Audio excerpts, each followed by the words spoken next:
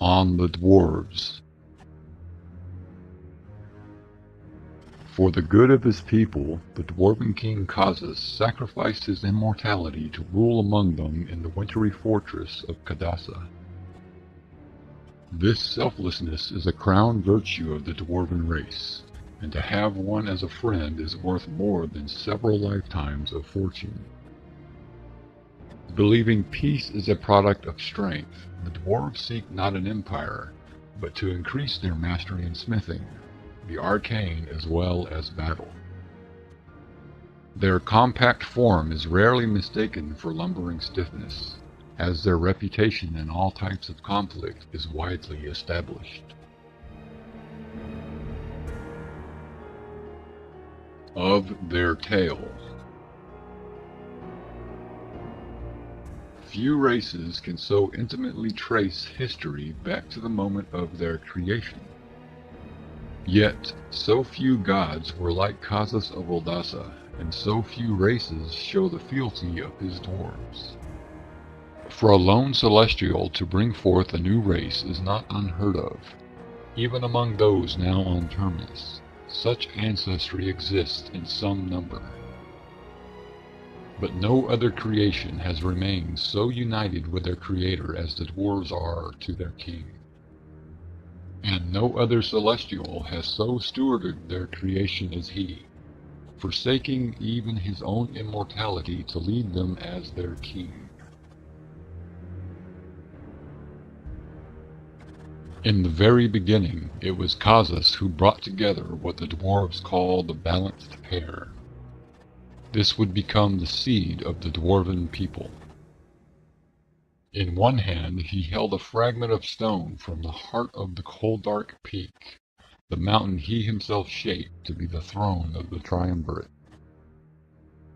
In the other hand he held a shard of the ice of Ryfel, which she gave joyfully to him, willing him to add its life to the Dwarven people. Locke, En, and Hammer were all present, giving their approval. With perfect balance and pressure, Kazas pressed Koldark's fragment and the ice of Ryfel into each other, until the resonance and power created by the fusion shook Oldassa's oldest foundations. Then, in a moment, the first dwarves opened their eyes to see the Dwarven Father.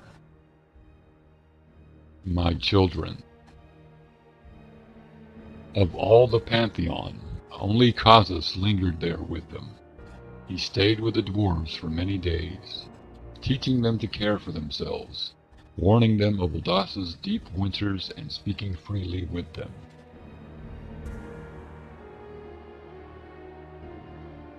But there existed an old great rift in the Triumvirate of Three, the ruling Pantheon of the Dwarves.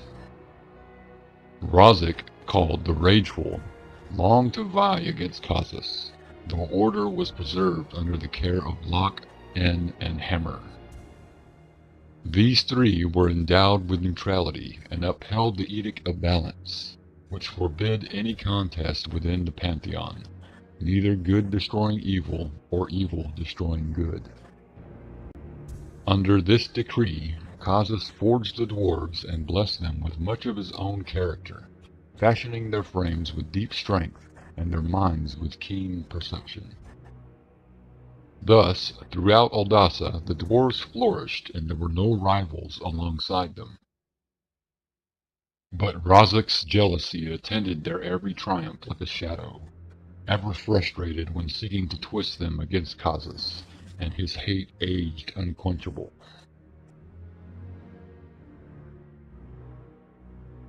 Of the many new inhabitants on Terminus, it is believed the dwarves were the first to arrive during the Age of Isolation.